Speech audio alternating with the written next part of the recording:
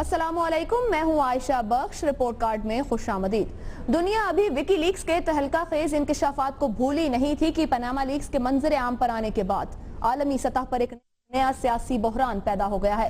کس ملک کے کس سیاستدان، کن کاروباری شخصیات اور تو اور شوبز ستاروں نے آف شور کمپنیز بنا کر کیسے ٹیکس سے بچ کر خفیہ دولت کمائی۔ پاناما لیکس نے سب کا بھانڈا پھوڑ دیا ہے۔ مہذب دنیا میں کرپشن سے بڑا کوئی الزام نہیں ہوتا، لیکن پاناما لیکس کے آنے کے بعد دنیا کے مختلف ممالک میں مختلف قسم کا رد عمل دیکھنے میں آیا ہے۔ بعض ممالک جن کے سربراہان مملکت سے لے کر عام کاروباری اعلیٰ حکومتی شخصیات کے علاوہ عام باشندوں تک کے نام پاناما لیکس میں افشا کیے گئے ہیں، وہاں تحقیقات شروع کر دی گئی ہیں۔ ان ممالک میں Australia, New Zealand, Bharat, Sweden, Netherlands شامل ہیں۔ ایک طرف یوکرینی، روسی صدور اور برطانوی وزیر اعظم اپنے پر لگائے گئے الزامات کی تردید کر رہے ہیں، تو دوسری جانب آئس لینڈ کے وزیر اعظم کا رد عمل بھی خاصا جارحانہ تھا، جو ایک ٹی وی انٹرویو کے دوران پاناما لیکس کے حوالے سے سوال پوچھنے پر ناراض ہو کر چلے گئے۔ کوئی ان انکشافات کو امریکی CIA کے سابق اہلکار کی کارستانی قرار دے رہا ہے، تو کوئی پاکستان میں بیٹھ کر اسے اپنے خلاف رو کی سازش قرار دے رہا ہے۔ یہ بات بھی حقیقت ہے کہ ان انکشافات میں کہیں بھی یہ دعویٰ نہیں کیا گیا کہ یہ آف شور کمپنیز ناجائز ہیں۔ ان آف شور کمپنیز کی ملکیت کے حوالے سے وزیر اعظم کے بچوں کے علاوہ متعدد پاکستانیوں کے بھی نام سامنے آئے ہیں۔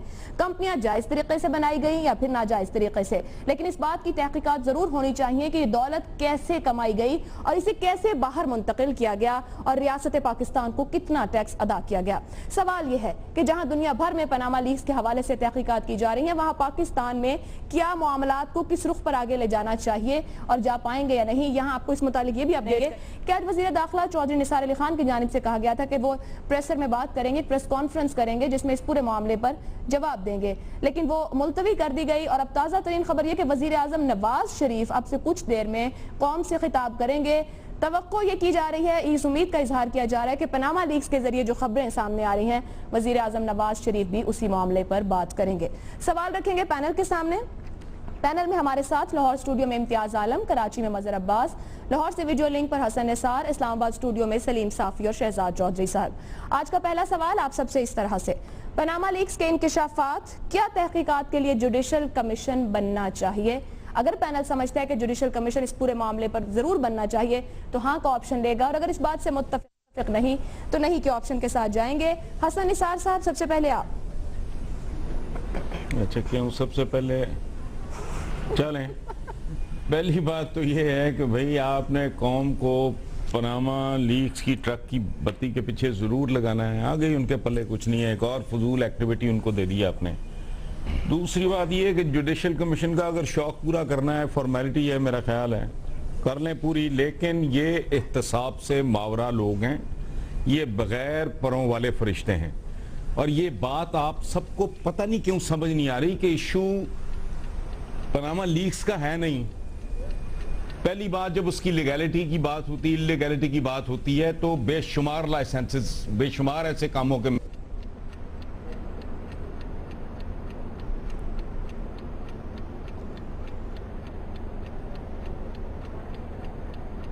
حسن نثار صاحب کی آواز ہم تک نہیں آ رہی، کوشش کریں گے انہیں دوبارہ اپنے ساتھ ہم لے سکیں۔ امتیاز عالم صاحب آغاز کیجئے۔ دیکھیں، یہ ہم نے بہت عجیب بحث شروع کر دی ہے قانونی غیر قانونی کی۔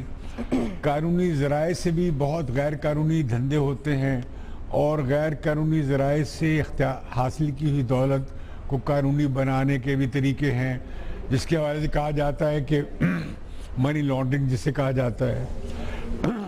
لیکن عام طور پہ خیال یہی ہے کہ یہ آف شور کمپنیاں قانون کو جل دینے کے لیے استعمال ہوتی ہیں، یا ٹیکس کو سے بچنے کے لیے ہوتی ہیں، یا کاروبار میں کچھ آسانیاں پیدا کرنے کے لیے بھی ہوتی ہیں، جائز بھی ہوتی ہیں۔ یہ سارے کام ناجائز نہیں کرتی ہیں، اور یہ لوگ ماہرین ہوتے ہیں، سارے کاغذ واغذ بنا دیتے ہیں جو شاید کمپنیاں ہر کمپنی نہیں کر پاتی۔ لیکن یہ جو کمپنیاں بنتی ہیں، ایک سے کمپنی میں دوسری سے تیسری میں چوتھی، وہ اصل میں پیسے کی ٹریل توڑی جاتی ہے۔ اب جو میں حسن نواز کے جو کل سے کئی انٹرویو سن چکا ہوں، وہ صاف کہہ رہے ہیں کہ یہ ہماری ملکیت ہے اور میں جائز طریقے سے لی ہے، اور انہوں نے کہا ہے کہ وہاں سے سعودی عرب سے اپنے مل سے پیسے نکال کر اس میں ڈالے ہیں. اگر یہ معاملہ ہے تو وہ تیار ہیں کہ ان کی وہ تفتیش کے لیے تیار ہیں. وہ کہتے ہیں وہ کہیں بھی وہ اپنے حقائق پیش کر سکتے ہیں. اصل سوال یہ ہے وہ وہاں کاروبار کر رہے ہیں. اور ایک اور بحث چل رہی ہے کہ پاکستان میں کیوں نہیں پیسہ لگاتے, اسے کیوں حب الوطنی کا معاملہ بنایا جا رہا ہے. کیپٹل سرمایہ جو ہے کبھی حب وطن نہیں ہوتا. سرمایہ وہیں جاتا ہے جہاں اس کے لیے پیداوار ہوتی ہے. اور پھر میں سمجھتا ہوں میاں صاحب نے ٹھیک کیا کہ اپنے بچوں کو باہر رکھا ہے, جو پچھلا ان کا کو کا خوفناک تجربہ تھا, اسی لیے انہوں نے بچوں کو باہر, لڑکوں کو باہر رکھا ہے. اب رہی بات یہ کہ وہ اپنے باپ کی پوزیشن سے ان کے وزیر اعظم ہونے کی پوزیشن کو کتنا استعمال کیا ہے. اگر کیا ہے تو غلط ہوا ہے. اگر اس کا ذریعہ جو ہے پیسے کا وہ گفٹ ملا, وہ کہاں سے آیا, اس کی وضاحت کی ضرورت ہے. کیس ختم ہو جاتا ہے. لیکن یہاں تو 200 لوگ انوالو ہیں, اور یہ چیمبرز والے کیوں اس پہ بہت زیادہ میدان میں اتر رہے ہیں. یقیناً بہت سے چیمبرز والوں نے اپنے 2 منٹ ہو گئے, جواب پر بات ختم کرتا ہوں, 1 سیکنڈ 2 سیکنڈ لوں گا. بہت سے چیمبرز والوں نے یہ صحیح طور پہ کمپنیاں بنائی ہوں گی, استعمال کی ہوں گی, جائز کاموں کے لیے کی ہوں گی, اور بہت ساروں نے اسے منی لانڈرنگ کے لیے استعمال کیا ہوگا, قانون سے بچنے کے لیے کیا ہوگا, ٹیکس سے بچنے کے لیے کیا ہوگا. کمیشن بننا چاہیے اور ضرور بننا چاہیے. ہاں کا آپشن ہے. حسن نثار صاحب, آپ سے رابطہ منقطع ہوا تھا, بات مکمل کیجئے. نہیں پتہ نہیں کہاں, میں بات یہ کر رہا ہوں بیسیکلی کہ یہ پاناما لیکس کا ایشو نہیں ہے. ایشو یہ ہے کہ یہ لوگ کہہ رہے ہیں کہ باہر جو اتنی ہیوی انویسٹمنٹ انہوں نے کی ہے, اتنی پراپرٹیز خریدی ہیں, کاروبار یہ وہاں کر رہے ہیں جو بلینز آف ڈالرز کا, تو یہ پیسہ وہ سعودی عربیہ سے جو جدہ سٹیل مل بیچ کے لائے ہیں. مجھے کوئی اس سوال کا جواب دے کہ وہ پیسہ پاکستان سے گیا تھا تو where is the record, اور اگر وہاں کسی نے ان کی مدد کی ہے تو کیوں کی ہے, کس صورت میں کی ہے, کیسے کی ہے, اس کا کیا شیڈیول تھا, قرضہ ملا کیسے, وہ تو بادشاہت ہے. وہ سارا پیسہ کہاں سے آیا جس سے جدہ سٹیل مل بنی اور پھر اس کو بیچ کے انہوں نے اپنے کاروبار کو بقول ان کے بڑھاوا دیا, وہ پیسہ کہاں سے آیا, یہ بنیادی سوال ہے. یہ لیکس ویکس کو چھوڑیں. اور دوسری بات ایک جو میں کر رہا تھا اس وقت جب یہ گڑبڑ ہوئی ہے, وہ یہ ہے کہ دنیا میں نہیں, پاکستان میں بے شمار کاروبار ایسے ہیں جو ہوتے لیگل ہیں لیکن شرمناک ہوتے ہیں.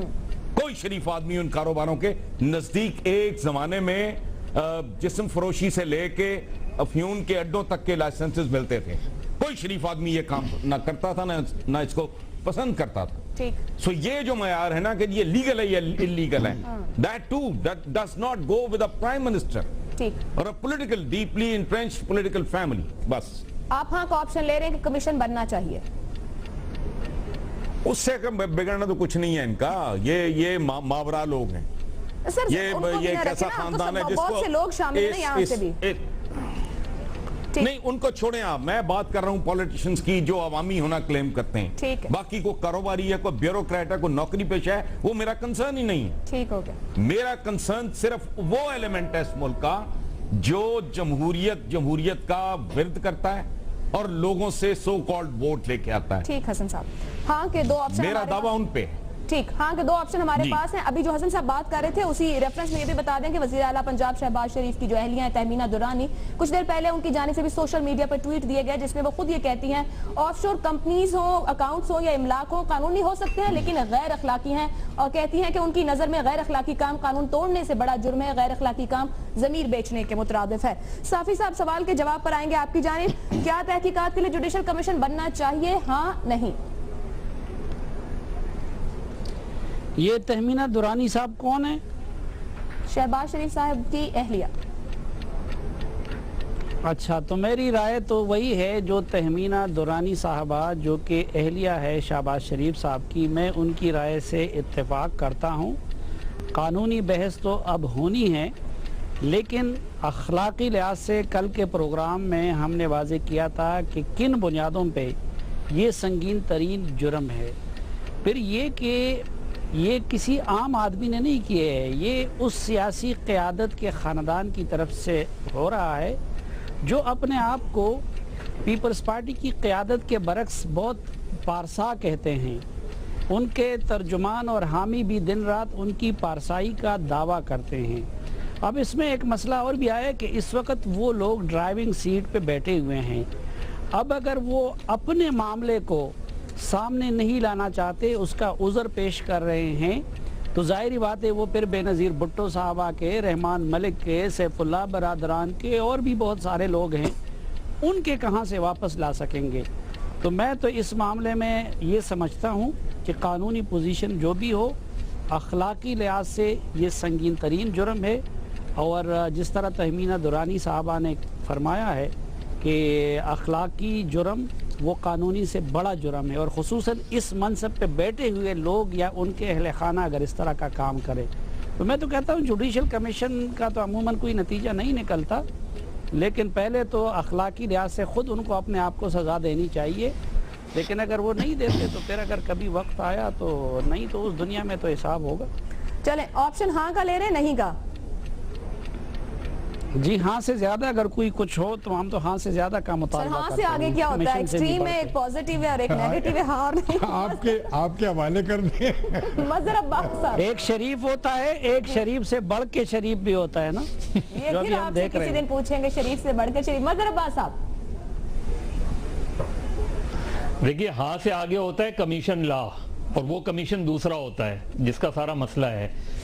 اصل چیز یہ ہے کہ بالکل جوڈیشل کمیشن بنائیں یا انکوائری کمیشن بنائیں، اور یہ وزیر اعظم صاحب نے ایسا فیصلہ کیا ہے کہ وہ قوم سے خطاب کر رہے ہیں، انہیں چاہیے کہ ایک ہائی پاورڈ کمیشن بنائیں اور اپنے آپ کو اس میں پیش کریں۔ حالانکہ ان کے اوپر کوئی براہ راست الزام نہیں ہے، لیکن چونکہ ان کے بچوں کے نام آئے ہیں، لہذا یہ بہت ضروری ہے کہ وزیر اعظم اپنے آپ کو اخلاقی طور پہ اس عدالت کے سامنے، اس کمیشن کے سامنے پیش کریں، اور ساتھ ہی ان کے بچے بھی پیش ہوں، ان کی فیملی کے دیگر اراکین جن کے اوپر یہ اس طرح کے نام آئے ہیں وہ پیش ہوں۔ یہ بہت ضروری ہے، اور صرف یہی نہیں، جہاں اعتزاز احسن صاحب نیب کو 21 دن کی ڈیڈ لائن دے رہے ہیں، تو اعتزاز احسن صاحب پھر رحمان ملک کے حوالے سے بھی یہی بات کریں، اور دیگر افراد کے حوالے سے بھی ان کو چاہیے کہ یہی بات کریں۔ تو یہ بالکل اس چیز کو بالکل سامنے آنی چاہیے، ان چیزوں کو سامنے آنا چاہیے۔ دیکھیے ہمارے یہاں مسئلہ یہ ہے کہ اگر آپ اس پہ سیاست کو ہم نے پچھلے 20-25 سال میں کاروبار بنا لیا ہے، کاروباری سیاست ہم کر رہے ہیں، سیاست کو کاروبار بنا لیا ہے، اس کو اسی طریقے سے ہم استعمال کر رہے ہیں۔ اگر آپ دیکھیں تو 70 کی دہائی میں جو سیاستدان تھے وہ ایک دوسرے کے شدید مخالف ہوتے تھے، لیکن کبھی ایک دوسرے پہ کرپشن کے الزامات انہوں نے نہیں لگائے۔ بھٹو نے ولی خان پہ یہ الزام نہیں لگایا، مفتی محمود نے بھٹو پہ یہ الزام نہیں لگایا۔ وہ مورلی بڑے سٹرونگ لوگ ہوا کرتے تھے، اس لیے انہوں نے اس حوالے سے بات نہیں کی، نظریاتی سیاست کرتے تھے۔ 77 کے بعد جو سیاست ہوئی ہے اس میں کاروبار حاوی آ گیا ہے۔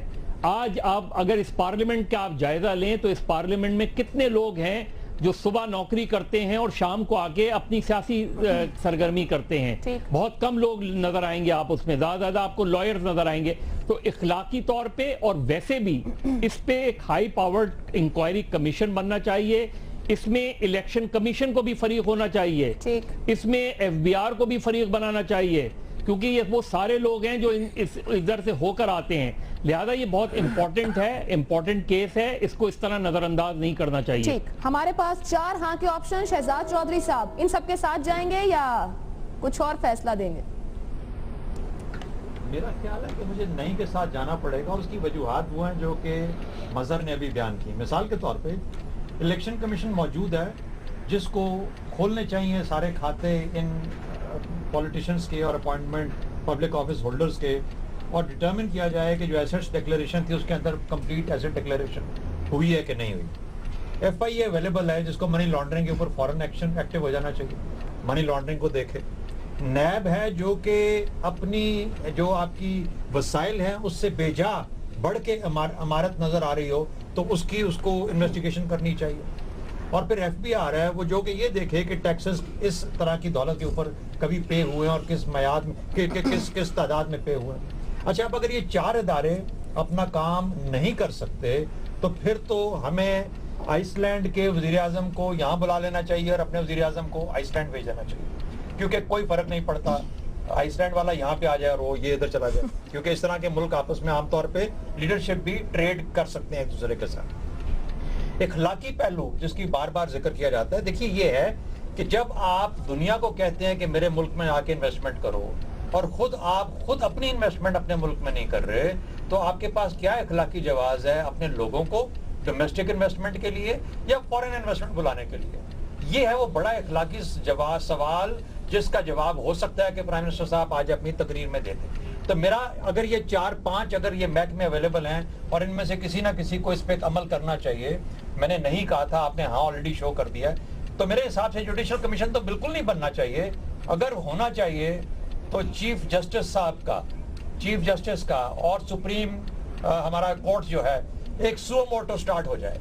اگر آپ اس انتظار میں رہیں گے کہ یہ حکومت کچھ انیشیٹ کرے گی، ہو سکتا ہے میں غلط پروو ہو جاؤں اور ہو سکتا ہے کہ وہ ایک اسکیپ کا رستہ مل جائے ان کو جوڈیشل کمیشن کے تھرو، ورنہ supreme court suo motu get on with it, repeat Iftikhar Chaudhry Iftikhar for once and let us see کہ یہ کس راستے جاتی ہے. ٹھیک، ہمارے سامنے 5 جی شہزاد صاحب، میں جن قوانین کا آپ نے حوالہ دیا ہے یہ کارروائی ملک سے باہر ہوئی ہے.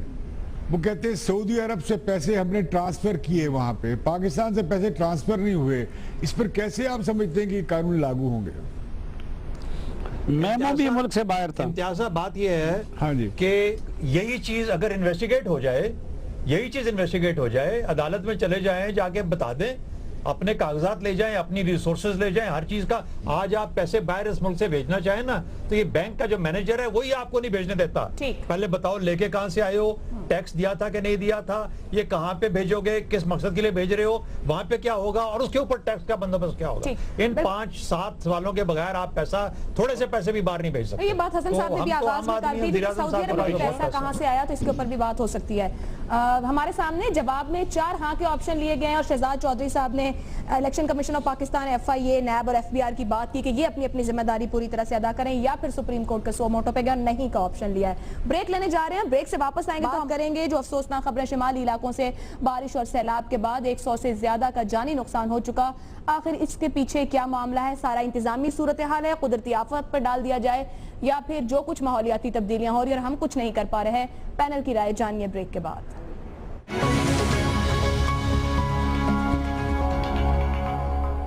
رپورٹ کارڈ میں ایک بار پھر خوش آمدید. بارشوں اور سیلاب سے تباہ کاریاں جاری، 104 افراد لقمہ اجل، 188 سے زیادہ زخمی، ہزاروں گھر متاثر، رابطہ سڑکیں تباہ، قراقرم ہائی وے بلاک. NDMA کی جانب سے جاری کی گئی رپورٹ یہ کہتی ہے کہ خیبر پختونخوا کا ضلع شانگلہ بارشوں سے سب سے زیادہ متاثر ہوا ہے، جہاں 19 ہلاکتوں اور 30 افراد کے زخمی ہونے کے علاوہ گلگت بلتستان میں 11 لوگ اپنی جان سے ہاتھ دھو بیٹھے. سیلاب کی تباہ کاریاں، اس کے بعد حکومتی اداروں کی پھرتیاں، اور یہی مشق ہر سال اور ہر وقت ایسی صورتحال کے بعد جاری رہتی ہے.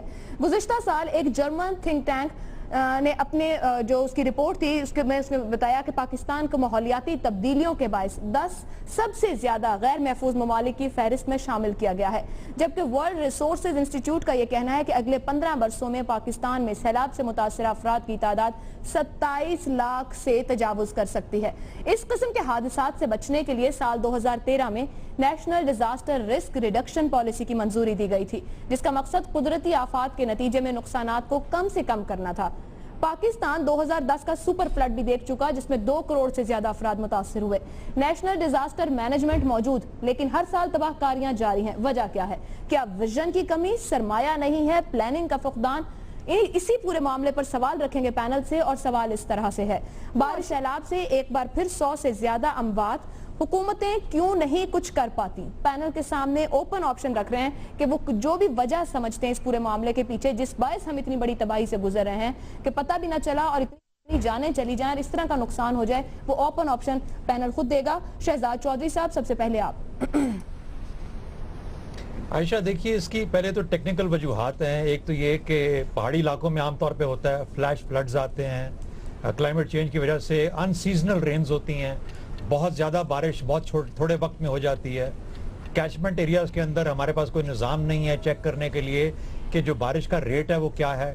اور اس سے جو پانی کی مقدار نکلے گی تنگ ان دروں میں سے، ان تنگ جگہوں میں سے جہاں پہ باقی پہاڑ رکتے ہیں اور واپس کوئی نالے نکلتے ہیں، وہاں پہ کس قسم کا پانی کا فلڈ آئے گا، ریلا آئے گا، جسے پانی کا ریلا کہتے ہیں. تو یہ فلیش فلڈز کا چونکہ ہمارے ہاں کانسیپٹ بالکل اب ریسنٹ ہے، ہونا تو نہیں چاہیے لیکن ہمارے شعور میں ابھی ریسنٹلی آیا ہے، تو اس وجہ سے نہ حکومتی سطح پہ اس کے اوپر آگہی ہے اور نہ ہی عوامی سطح کے اوپر اس کی انڈرسٹینڈنگ ہے. دوسری بات غربت.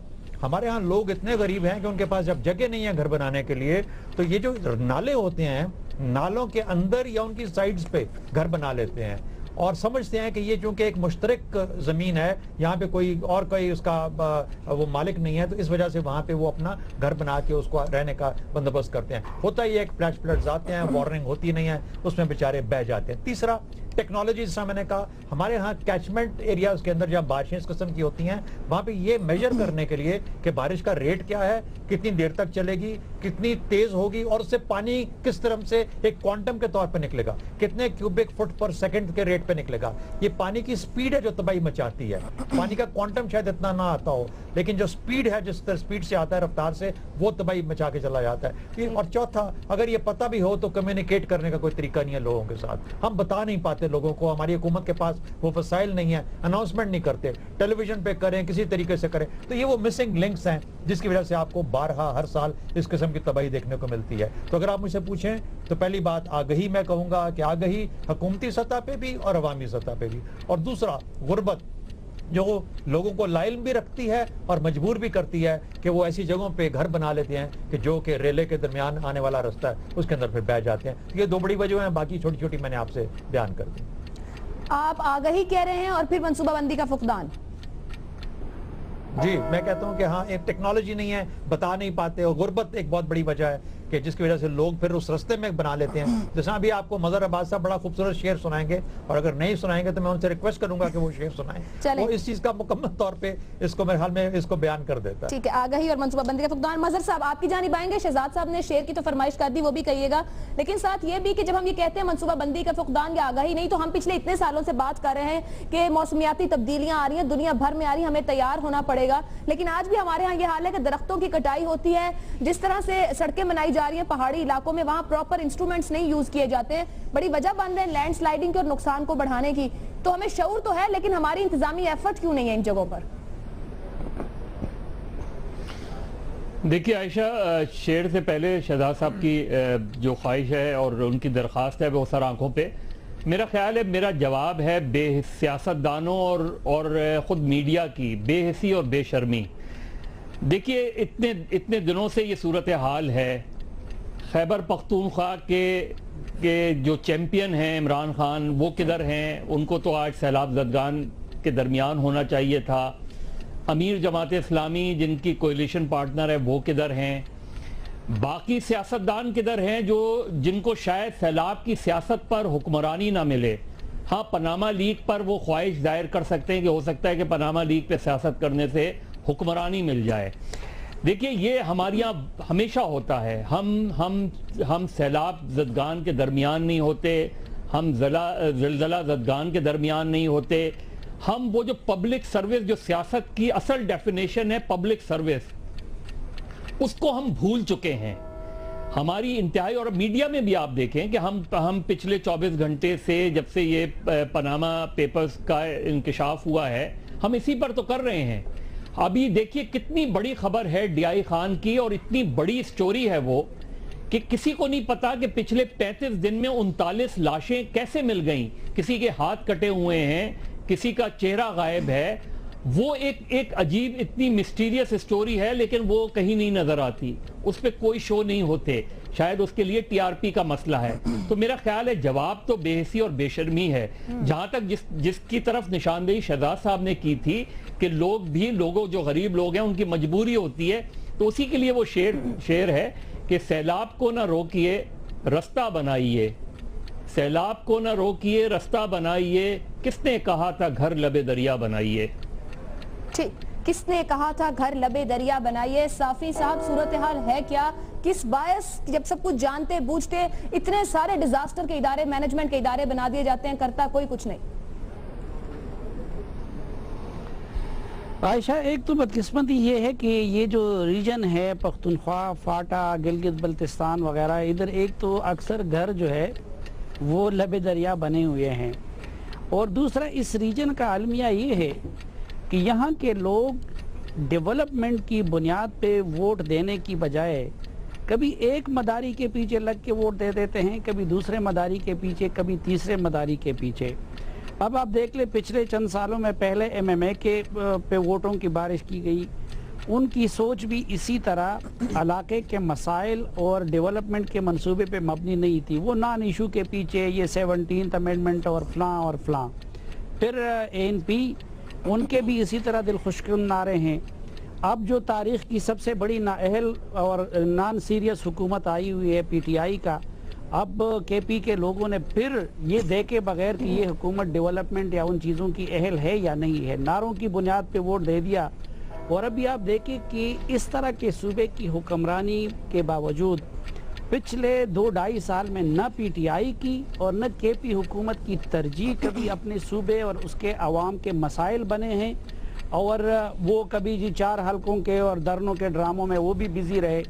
اس وقت صورتحال دے کے اس حکومت کی غیر سنجیدگی کا کہ ایک طرف ملاکنڈ کے لوگ وہ سیلاب اور ان آفتوں کے عذاب میں تھے، دوسری طرف دہشت گردی اور آپریشن کا ان کو سامنا کرنا پڑا تھا۔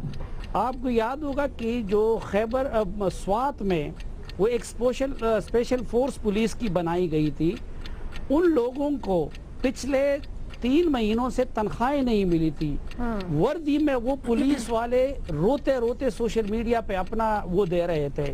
تو جب وہ ہوا، ہم جیسے لوگوں نے پروگراموں میں اٹھا دیا، تو پچھلے ہفتے وزیر اعلیٰ کو خیال آ گیا، تو اب ان کو صرف 3 مہینے کی تنخواہ دی گئی، اور پورے ملک میں ڈنڈورا پیٹا جا رہا ہے کہ ہم نے پولیس کو یہ کر دیا، پولیس کو وہ کر دیا۔ اب اسی ملاکنڈ میں صوبائی حکومت نے، پرویز خٹک کی حکومت نے اٹھ کے کسٹم ایکٹ نافذ کر دیا۔ اب پچھلے عرصے سے وہ لوگ اس پہ ٹھیک صافی صاحب 2 منٹ ہو گئے تو اچھا میں اگر صرف ایک فقرہ کہوں کہ دیکھیں، ایک یہ ناشکری بھی ہے کہ اللہ تعالیٰ آپ کو جو نعمتیں دے دیتا ہے، ہمیں پانی کی، پہاڑوں کی، درختوں کی، یہ سب اللہ نے نعمتیں دی ہے، ہم نے ناشکری کر کے ان کو استعمال میں نہیں لائے، نہ ان سے ڈیم بنایا، نہ اس سے صنعت میں وہ کر سکے۔ تو میرے خیال میں یہ فطرت اور قدرت بھی ہمیں بحیثیت قوم اس ناشکری کی سزا وہ دے رہی ہے کہ اب وہی چیزیں ہمارے لیے مصیبت اور عذاب بنتی جا رہی ہے۔ تو میڈیا میں بھی میں مظہر صاحب کی بات سے اتفاق کرتا ہوں، حکمرانوں، سیاستدانوں اور میڈیا کی بے حسی، نااہلی اور قوم کی ناشکری کا رویہ میرے خیال میں وہ ان چیزوں کا باعث ہے۔ ٹھیک ہے، صافی صاحب سیاستدانوں کو ذمہ دار ٹھہرا رہے ہیں، میڈیا کی بے حسی کی بات کر رہے ہیں، اور قوم کی ناشکری بھی انہوں نے کہا، ووٹر کا غلط انتخاب بھی ساتھ مینشن کیا، یعنی کہ جو کچھ سیاستدان کرتا ہے اس کے بعد میڈیا کی جانب سے صورتحال دکھائی نہ جائے اور قوم بھی ناشکری کا اظہار کرتی ہے۔ حسن نثار صاحب۔ عائشہ دیکھیں، جو جن باتوں کی نشاندہی شہزاد صاحب نے کی ہے، اگر ان کو سب کچھ پتہ ہے، مظہر عباس صاحب نے بات کی، یوسافی صاحب نے بات کی، ان کو پتہ ہے، حکومتوں کو نہیں پتہ، تو وجہ کیا ہے؟ وہ اس وجہ بنیادی طور پہ جو میری سمجھ میں آتی ہے وہ یہ ہے کہ بنیادی طور پہ یہ حکومتیں ہوتی ہی نہیں، یہ دراصل ہوتے ہیں جمہوری قبضہ گروپس، یہ گینگز ہوتے ہیں جن کی عوام کے ساتھ کوئی کمٹمنٹ نہیں ہوتی، ان کی فلاح و بہبود، زندگی، موت، تعلیم، تربیت، سیکیورٹی وغیرہ ان کا ایشو نہیں ہوتا۔ یہ قبضہ گروپس جو ہیں، یہ اقتدار جو ہے ان کے لیے اپنے ذاتی کاروبار کا پیک سیزن ہوتا ہے۔ جب یہ اپوزیشن میں ہوتے ہیں تب بھی دھندا چلتا ہے، لیکن پیک سیزن ان کا اس وقت شروع ہوتا ہے جب یہ اقتدار میں آتے ہیں، تو ان کی ساری انرجی، ان کا سارا فوکس کچھ اور طرح کے معاملات پہ ہوتا ہے، اس لیے ان کے لیے ایشو ہی نہیں ہے۔ تو آپ جو کہہ رہی ہیں نا حکومتیں نہیں کرتی، تو یہ حکومتیں ہوتی نہیں۔ جب اس ملک میں حکومتیں بننی شروع ہوں گی تو یہ کام ہونے شروع ہو جائیں گے، بیکاز یہ کوئی آسمانی کام تو نہیں ہے، انسانوں کے کرنے والے کام ہیں، انسان کرتے ہیں۔ تو آپ یہ ایک آپشن دے رہے ہیں کہ حکومتیں نہیں، جمہوری قبضہ گروپس ہیں جن کی کوئی عوامی کمٹمنٹ نہیں ہے؟ جی ڈیفینیٹلی ہر جگہ یہی حال ہے۔ ٹھیک، امتیاز عالم صاحب۔ اس کا تعلق سائنس، یہ بڑا سائنسی معاملہ ہے، موسمیات سے، ماحولیات سے اس کا تعلق ہے۔ ہمارے نیشنل فریم ورک میں ماحولیات اور موسمیات، اس کے باوجود کہ ہم اس کے تغیر اور تبدل سے بہت متاثر ہو رہے ہیں، ہماری سوچ میں، فکر میں اور انوائرمنٹل آڈٹ کے حوالے سے جب منصوبے بناتے ہیں کوئی تصور نہیں ہے۔ جن مغربی اداروں کو برا بھلا کہتے ہیں وہ شرائط لگاتے ہیں کہ اگر یہ سڑک بنائیں گے تو کیا اس ہوگا، ڈیم بنائیں گے جو لوگ وہاں سے اجڑیں گے، جو درخت کٹیں گے اس کا کیا ہوگا، یہ سب وہ باہر سے پوچھتے ہیں، ہمارے ہاں نہیں ہے۔ پاکستان کی جو اس دفعہ سمٹ ہوا پیرس میں، سب سے بری رپورٹ جس پہ دنیا میں مذاق اڑا وہ پاکستان کی رپورٹ تھی، اس میں تھا ہی کچھ نہیں۔ پتہ لگا کہ منسٹری نے کام ہی نہیں کیا، منسٹری آف انوائرمنٹ کے پاس کوئی فنڈ نہیں ہے اس پہ تحقیق کرنے کے لیے۔ ڈیزاسٹر مینجمنٹ اتھارٹی جو ہے ایک بیوروکریٹک ادارہ بن گئی ہے، وہ صرف بتاتی ہے اچھا اب یہ ہو گیا ہے، اور وہ جا کے ڈپٹی کمشنرز کو اطلاع کر دیتی ہے اور معاملہ ڈسٹرکٹس تک چلا جاتا ہے۔ نہ ہی ہمارے ہاں محکمہ موسمیات کو اتنا ڈیولپڈ ہے۔ یہ اب معاملہ ہے کہ دنیا بھر میں یہ ہوتی ہیں، آفتیں آتی ہیں، پھر بھی آتی ہیں، لیکن وہاں پہ ادارے موجود ہیں جو فوراً، امریکہ میں بہت زیادہ طوفان آتے ہیں اس طرح کے، انہوں نے سینکڑوں طرح کے نام رکھے ہوئے ہیں، آپ کینیڈا میں سن سکتے ہیں وغیرہ، تو وہاں پہ حکومتیں رسپونڈ کرتی ہیں لوگوں کی ضرورتوں کو۔ صرف وہاں کا معاملہ نہیں ہے یہ نارتھ کا۔ اب آپ دیکھیے جو ڈیرہ غازی خان میں جو روت کوئی نعرے ہیں وہ جس رفتار سے آتے ہیں وہ میل ہا میل تباہی کر دیتے ہیں۔ اسی پانی کو آپ کنزرو کر سکتے ہیں، پاکستان میں کنزرویشن کا نہیں ہے۔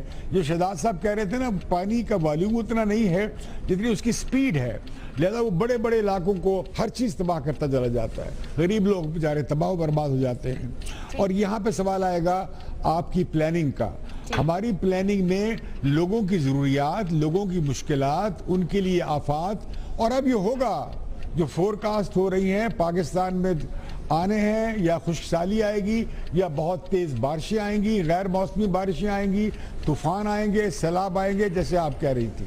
میں سمجھتا ہوں کہ اصل بات یہ ہے کہ ہمیں اپنی منصوبہ بندی اور قومی فکر میں اس مسئلے کو بھی شامل کرنا چاہیے کہ ماحولیاتی سلامتی بھی ایک چیز ہے۔ ٹھیک، ہمارے سامنے آپشن لیے گئے پینل کی جانب سے مجموعی طور پر جو موسمیاتی تبدیلیاں ہو رہی ہیں اس کو مد نظر رکھا جائے تو پاکستان میں نہ تحقیق کی جا رہی ہے، اور اگر رپورٹس باہر سے سامنے آ رہی ہیں تو اس کے اوپر اس طرح سے اقدامات نہیں کیے جاتے، منصوبہ بندی کا فقدان ہے۔ ڈیزاسٹر مینجمنٹ کے ادارے اگر موجود ہیں تو صرف اطلاع دینے تک کہ وہ متعلقہ ضلعوں تک اطلاع دے دیں کہ آپ صورتحال سنبھال لیں، جس کے بعد ہر شخص پر خود منحصر ہے کہ وہ صورتحال کو سنبھال سکے تو سنبھال لے، کیونکہ جس طرح ابھی یہاں پر پینل نے کہا کہ سیاستدان موجود ہیں، جس طرح حسن صاحب نے کہا کہ جمہوری قبضہ گروپس ہیں جن کی کوئی عوامی کمٹمنٹ نہیں۔ آج کا پروگرام آپ نے دیکھا، پینلسٹ کی رائے جانی، اپنا فیڈ بیک ہمیں بھیج سکتے ہیں۔ مجھے اجازت دیجیے، اللہ حافظ۔